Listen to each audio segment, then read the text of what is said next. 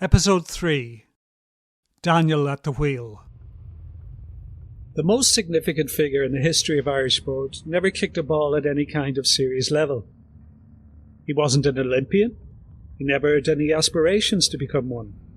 He had an interest in horse racing, but only as a punter, and he has no athletic attributes that anyone knows about.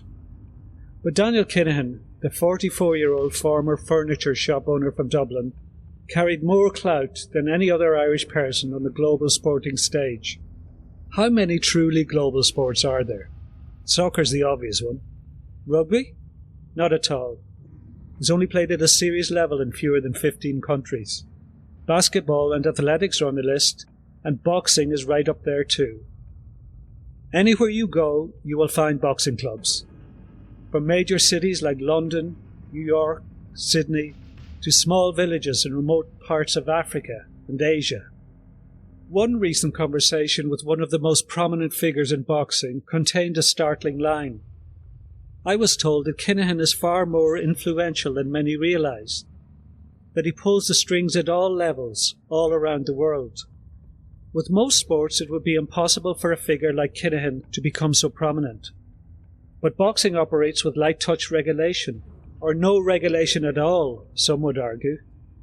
Kinahan manages fighters, but because he describes himself as an advisor rather than a manager, the authorities say they can't do anything about his presence in boxing.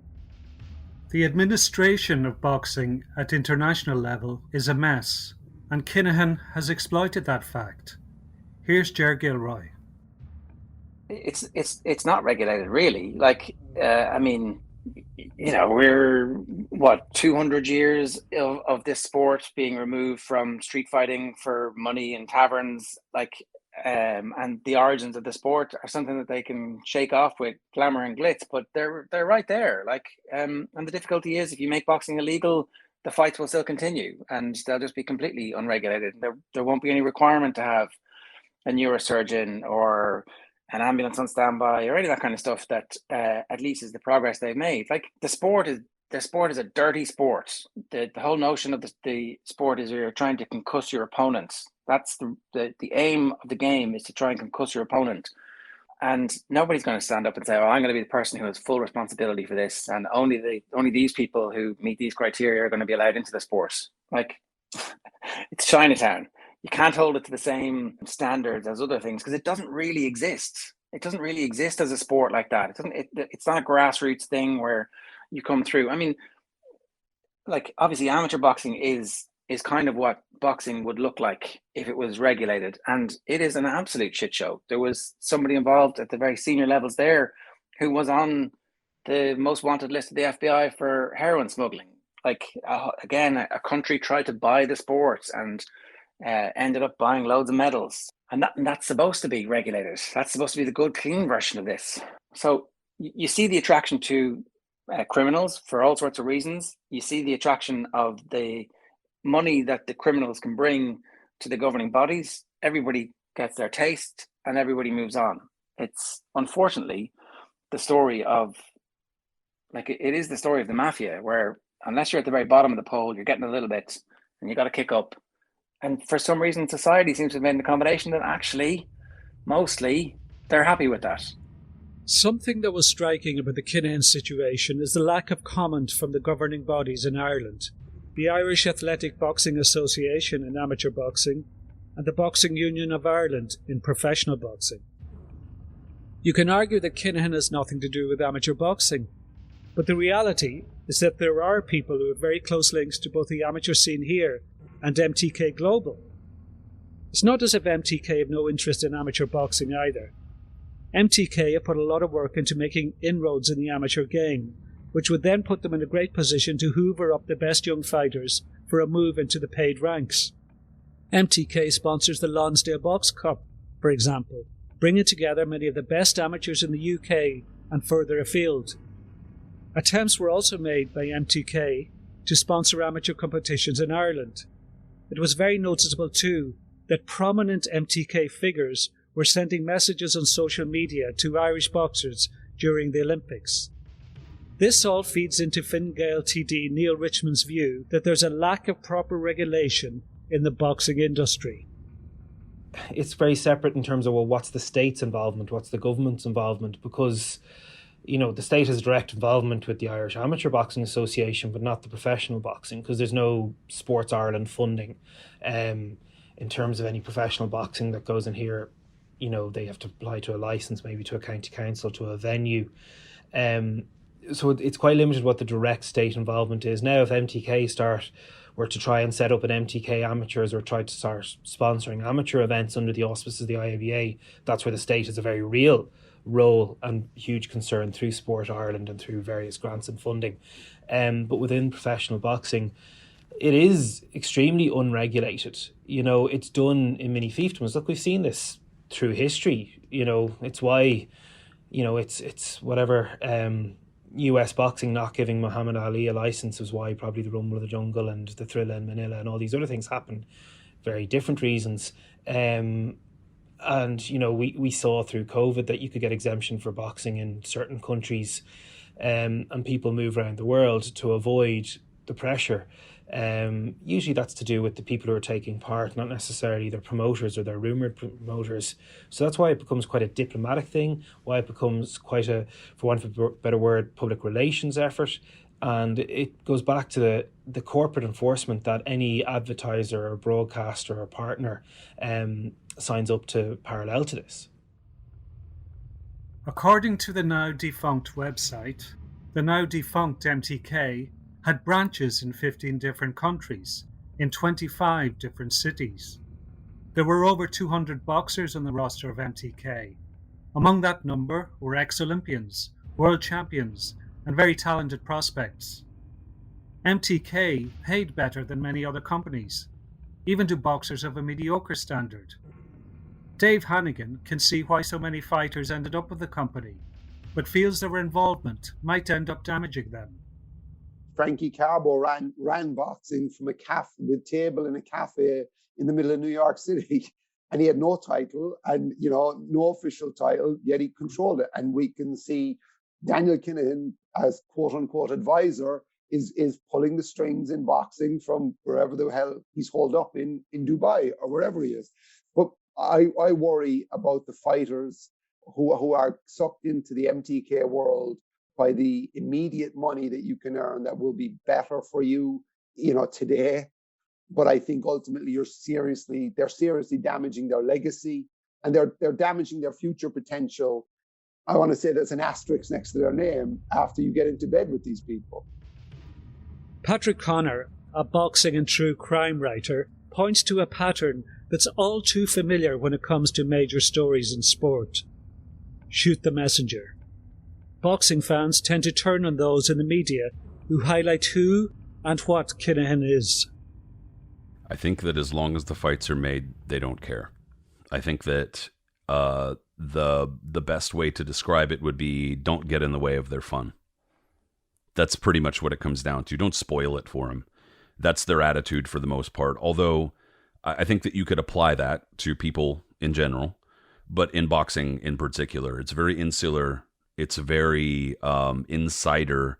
Anybody who comes in and is new as a noob or is, you know, I don't know, casual or something. There's all sorts of names that these people have. And again, that's not unique to boxing itself or boxing circles, but it's definitely a very insular kind of group. So, yeah, you know, I can see that a lot of fans get turned off, or at least act turned off. And you experience this, I know you do. There's a backlash, and it's like almost you don't know how much of it is people are upset about the news, or people upset that you're just breaking news at all and ruining their fun, whatever the news is. So it's kind of a challenge in that regard, yeah. If nothing else, this story let us know that the Streisand effect is still a thing. It's named after Barbara Streisand, who sued a photographer, Kenneth Edelman, for violation of privacy. He'd photographed her mansion from the air as part of a collection of 12,000 California coastline pics in a project designed to document coastal erosion. Before Streisand's legal action, the picture of her house had been viewed on Edelman's website just 6 times. After she took action, 420,000 people had a look. Since then, the Streisand effect has been used to describe anything where an attempt to hide or censor information has the unintended consequence of publicising the information more widely. To Neil Richmond, Tyson Fury's praise of Kinahan on Instagram made him sit up and take notice of the story. That happened with many others too. Is that really an example of the Streisand effect? Well, it's kind of a quirky twist on it. What really got stuck in my throat was the announcement when Tyson Fury name-checked Daniel Kinahan 3 times on that infamous Instagram post. And I'd been looking forward to this fight, but I was well aware of who exactly Daniel Kinahan was. And I remember being at one of the last kind of big-name professional fights in the 3 Arena in Dublin, and kind of thinking, like, we haven't had a big fight in Dublin here largely since the Regency. And we probably won't for a long time yet. And here we have a guy who I know is a crook, much worse than a crook, is on the run and is being name-checked and touted by the most famous boxer arguably in the world. And he's Irish, and it's wrong. So I just said, this can't be allowed, that we just blasé sit back and allow this renowned international gangster who had just been named in the Irish courts to take all this credit. And I think it was in the Daily Telegraph, they literally just referred to him as having a colourful background. And that set off a chain of events where I put out a social media post.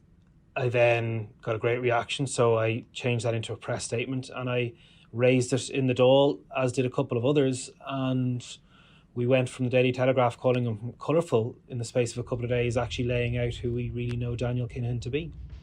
Neil Richmond decided to take a proactive approach. It's all well and good to give interviews or condemn Kinahan in a speech in the Dáil, but Richmond also focused on those who wield power and influence in boxing, and he got in touch with them too. There was a couple of things. So obviously I wrote to all the broadcasters, primarily BT and Sky, brought them to their attention, to their Dublin offices now, not their global offices. I engaged a very wide media network that I'd built up due to my work on Brexit. But yes, I engaged with the Saudi ambassador to Ireland, the UAE ambassador to Ireland, equally wrote to the Minister of Foreign Affairs to get this brought up. Now, Saudi, because the fight was due to be in Jeddah, I think it was.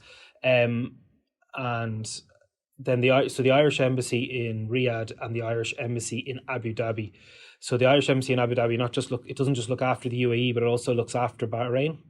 And they, in turn, I subsequently found out through Freedom of Information put in by journalists that letters I had written had been received by the ambassadors and then presented as a dossier to local officials in all 3 countries. That's the sort of stuff that you keep doing on. I will add, I've never received a reply to my letters from either the Saudi or UAE ambassador. I have the Saudi ambassador had ignored that letter and wrote to me asking me to engage or meet about something completely different. And I was there more than happy to meet once you reply to my letter of whatever date in July 2020 that it was. And that's the sort of the continuing pressure and highlighting in the Dáil. I've engaged with the TV companies quite a number of times, referred to them not just in relation to what we all know, but every time Daniel Kinahan's mentioned in the context of any other fight or a new boxing signing, there's also a UN charter that both Sky and BT are signed up that they will have nothing to do with individuals who are tied to corruption or people smuggling. And that would obviously would relate directly to Daniel Kinahan, given the verdicts of the Irish courts or the accepted statement that if they do explicitly engage with him, they're in breach of the UN charter that both companies have engaged on. Both Sky and BT have responded each time I've written to them, and they said, we don't deal directly with Daniel Kinahan. We believe he has no connections to MTK. We are well aware of the points that you have made. Again, these are their Irish offices, so you'd have to be living under a stone not to be aware of the points I made. We bear that in mind. We take this very seriously. We only engage with reputable partners and all those sort of things. Over 200 countries compete internationally in amateur boxing. At last year's World Championships, Medals went to boxers from Cuba, Kazakhstan, the USA, Ireland, Armenia, Australia, Japan, Italy and the Philippines, among others. Try and find another sport with such a global spread of top performers and you'll struggle. At professional level, it's a similar story. There are current world champions from Ukraine, Belgium, France, Mexico, Puerto Rico, Nicaragua and Thailand. This is a huge sport with local heroes everywhere. The fact that Daniel Kinahan was seen by many as boxing's Mr. Big should give us pause. Is that really the case? Is he really that powerful? Well, these are just some of the things that have been said about Kinahan in the last few months. The reality is that 80% of the big fights happen because of Daniel Kinahan. He's the most powerful man in the sport of boxing now. Nothing happens without Daniel Kinahan having a say. So many within the sport have praised him publicly. Others are quick to defend boxers who join up with him, arguing that they have little choice in the most brutal of sports. Michael O'Toole, Crime Journalist of the Year, doesn't agree. I think everybody has a role to play in this. You know, the micro and the macro, the big and the small. Kinahan clearly feels secure because, you know, people like Bobby are mentioning and, you know, Tyson Fury thanks him, and we had this weird number of people on Twitter, for example, all thanking him and that sort of stuff, and be it Billy Joe Saunders and stuff. But everybody has their own morals. Everybody has to look at themselves in the mirror, and you can't just say, right, look, this is the system, it's terrible. But I fully understand the need to make a living. I have no problem with that. But Kinahan is not the only person involved in boxing. There are other groups out there who have no involvement in crime whatsoever. So, you know, I really, respectfully, I don't think that holds. I think, you know, it's like sort of, you know, well, it's the sort of that attitude of, well, everybody's doing it, so why can't I? Well, you know, if everybody's doing it because nobody goes, I'm not going to do this anymore. So if one person does it, you know, there are plenty of boxers who aren't involved with Kinahan. So, you know, I wouldn't agree with that at all. This is a time when sports washing has become fashionable, and where it's equally fashionable to call out sports washing. LiveScore even saw fit to stop carrying Russian football results due to that country's assault on Ukraine. There's an argument that boxing invented sports washing, and it could all go back to Frankie Carbo, one of the most significant figures in the rise of the pro game. He was described by Budd Schulberg, the writer of Oscar winner On The Waterfront, as the mob's unofficial commissioner for boxing. But Carbo was eventually sentenced to 25 years in prison, and it was his involvement in boxing corruption that brought him to justice. Many within boxing speak highly of Daniel Kinahan, because in a sport where boxers are often treated badly, there is evidence that he looked after them well. So there are fighters, trainers, managers and media people in the boxing game who praise Kinahan, or at least they used to do. Really, they were doing their bit to sportswash Kinahan's reputation. Off the Ball is the most prominent and successful sports programme on Irish radio.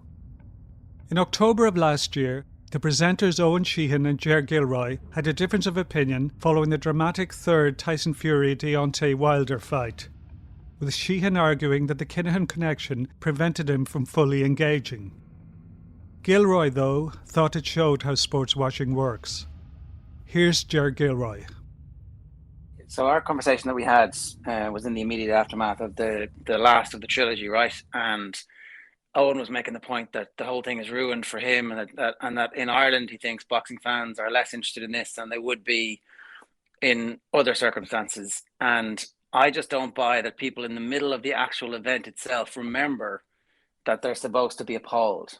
To be honest, my main argument is sports washing in all its forms works, from the smallest local politician rocking up to the local football club and having his picture taken with whatever dignitary, all the way up to states buying football clubs or states hosting massive events like the Olympics. That sports washing fundamentally works because we love the sport and we love the drama and we're hooked on it. And in the middle of it, people don't remember what's actually going on or how anybody's got there. So like people, you can see from the numbers that watch the videos anytime we put up a video about MTK's origins and Daniel Kinahan's involvement with Tyson Fury or with the making of the biggest fight in the world, that we do really big numbers on them. So people care about those stories, but I think that there's a massive disconnect between the actual sports event itself on the night and what goes on behind it. No one wants to know how the sausage gets made. I think that's it. And I think that's fundamentally why people get involved in sports washing at whatever level. There is a case to be made for there being a purity to amateur boxing, even allowing for the judging scandals at major competitions over the years. At amateur level, the focus is on skill and movement and ring craft rather than power. Pro boxing is a dangerous game, and no cowards step through the ropes. The dangers are so great that the risks are largely taken for one reason only: money. That pursuit of money has led to all sorts of rules being broken or bent over the years. Most boxing people, including fans, take it in their stride. They may love their sport, but are cynical about it, because it's the most cynical of sports. Here's Patrick Connor. As an institution, as a social institution, it's extremely resistant to change. And despite the fact that it has been demonstrated to be, by and large, kind of doing the wrong thing in a number of different areas. And so it takes a long time for good things to happen or for good change to happen in boxing. And yeah, I would say that it is a very cynical sport for sure, because it's a sport where the vast majority of the people either involved or who are fans fully recognize that the situation is similar to like a battered wife situation, they say, where you keep getting punishment and keep coming back for it. Because boxing is awesome a lot of the time, but also so often absolutely terrible in terms of the outcomes for the fighters and in terms of the disregard for fans and what the fans would like to see and stuff like that, and the way that it's kind of developed as a business. So yes, it's extremely cynical in that regard. Connor does have sympathy for the sports media, as the coverage of boxing has changed so much. It makes it harder to cover stories like that of Kinahan in boxing. For those who are still inside the tent, the way the sport operates makes it difficult to ask hard questions. In decades past, covering boxing was a full-time job for a lot of people. And at just about any large newspaper, you would have someone who was a sports journalist or sports writer whose job it was to primarily cover boxing, or if not primarily cover boxing, largely cover boxing, or that boxing was a large part of their repertoire. As decades have gone past, media has changed. The dissemination of media has changed. The way people consume media has changed. That's its entire new podcast episode there. But the way that things have developed has been that there are very, very few jobs in boxing media.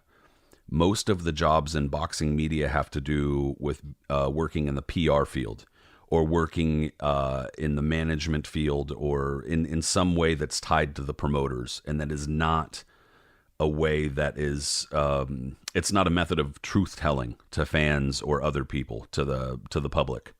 And most of those jobs have disappeared. So in order to keep those jobs, in order to have those jobs, and you can look at any of the larger boxing writers, the more mainstream boxing writers around the world, you can go search that wherever on Google, and you can see that their jobs require a lot of access to the fighters and their teams, meaning they're constantly in contact. And I give them credit. They work hard. They're making a lot of calls, wheeling and dealing. I get it, but it requires constant contact and texting and stuff like that with this team and this manager and this promoter to figure out what the news of the day is, what the news of the week is. And without that access, those things don't happen. And if you write bad things about a promoter, about an advisor, about a manager, you will lose that access. That's the way that boxing media works. And so people are reluctant to write about someone like, for instance, Daniel Kinahan. Ger Gilroy is managing director of Off the Ball, which broadcasts around 40 hours of sports coverage a week in Ireland. Gilroy feels that covering the Kinahan story presents certain difficulties. It was a story that was static in some ways for a long time. Kinahan was at the heart of boxing, but he was at the heart of boxing for a long time. How did you tell the story with a new slant? How did you get away from going over old ground? Where do you go with it next that is sport as opposed to crime? When we want to cover this story, we will turn to the crime journalist to go, what's the update on this? It's finding the link to make it relevant after you've told the first story. You know, when we're setting up interviews, when somebody suggests an idea, it's like, well, what's the second question? So where's the bit that you go after this? And maybe there are a load of stories. Maybe there are a lot of stories about fighters who are influenced to join or to follow a career or who don't get opportunities. Very difficult for sports journalists without the crime background to know how to cover those, I think. And maybe it requires more collaboration between the sports departments and the crime correspondents. Maybe that's the way forward, that it's a multidisciplinary approach. I think tying it all together and saying, by the way, everybody, you should be aware of this is very important. And doing that sporadically, I think, is a completely legitimate kind of refresher. Did you realize that this is happening? Did you know it's still going on? Did you know that these fights are still happening and this company is still active and these are the fighters who are fighting under there? I think that's all a legitimate conversation to have sporadically. I don't know how often you can have that without everybody going, click, I've heard this already, or, you know, turning the page literally and metaphorically from a written perspective. Bob Yalen was the CEO of MTK Global, and he stepped down from the position the day before the company dramatically folded in April. Yalen appeared as a guest on the Ring Magazine's podcast 3 years ago. The podcast was presented by Kurt Emhoff, who has had a storied career in boxing. His day job is as an attorney in New York, but he's also been part of the sharp end of professional boxing for 25 years. Emhoff's work as a boxing manager has seen him look after 13 different world champions, including Paulie Malignaggi, Corey Spinks, and Sam Soliman. In that podcast, Emhoff asked Yalen about Kinahan, something that hadn't been done before. MTK really hadn't made a huge splash here in the States. And Bob was a friend of mine. I mean, I've known Bob for many years when he used to work at ESPN, and I had fighters fighting on ESPN. So I was just researching, doing a podcast on him, and I'd seen that he had become, I guess, CEO of MTK. So I'm like, wow, you know, maybe I should do, I just, as part of the research, I was researching MTK, and I was like, wow, this weigh-in, yeah, I remember hearing about that, but, you know, that again, you know, wasn't any major fighters, so that it really didn't create a big splash in the U.S.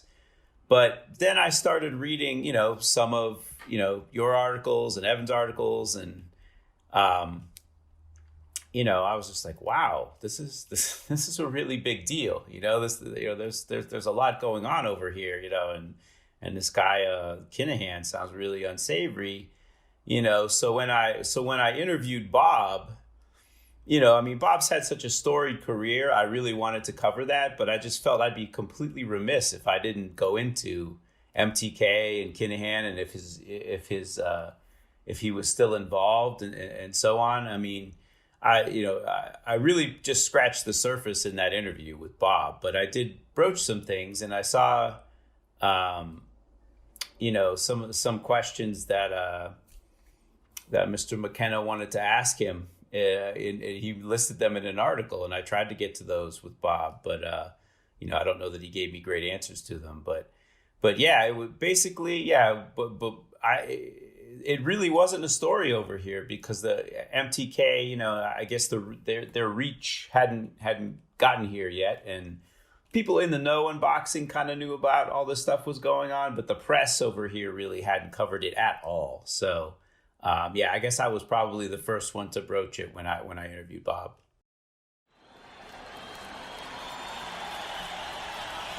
For much of the 20th century, professional boxing mattered. It really mattered. Everyone knew who the heavyweight champion of the world was. The big fights attracted incredible audiences on TV. That lasted for a long time. When Barry McGuigan beat Eusebio Pedrosa at Loftus Road in 1985 to become WBA World Featherweight Champion, 19 million watched on UK television. It was such a big deal that among the crowd were figures as different as Irish rugby legend Willie John McBride, artist Lucian Freud, and soccer superstar George Best. All has changed utterly. Big fights are no longer on terrestrial TV. Instead, they're shown on a host of different platforms, often with pay-per-view charges on top. There's still money to be made, and that influences every decision that's made in the sport. But can money explain away tying yourself to someone like Kinahan? Patrick Connor isn't so sure. It's an indictment of the structure of power in boxing, is what it is. The fighters are ultimately putting up the most risk, period. And often you will hear promoters, when you point that out, say, yeah, but, and there's a constant kind of power struggle there that has shifted in recent years, with many fighters getting more power than fighters generally used to have. But there's definitely an imbalance of power, with promoters, managers, advisors, etc., making a lot more money than the fighters by and large. So that's kind of like the first problem. But then you have a lot of these fighters who are willing to basically sell their souls. I mean, I don't want to put it too harshly, but yeah, I mean, whether metaphorically or whatever, they're willing to kind of sell out to go with somebody that is widely recognized as a bad dude. So it's a tough proposition, because on one hand you want to see fighters taken care of, and if a fighter's telling you, but this guy's taken care of me, it gives you cognitive dissonance, because you don't really know what to say to that. But the fact of the matter is, you said it yourself, 18 people dead on an international scale, and it's certainly not to belittle any of these 18 or just a one. But Jamal Khashoggi, we're talking about still a few years later. That's one journalist, and it's really sad stuff. In episode 4 of Shadowboxing, it looks as if we've entered the end game for Daniel Kinahan.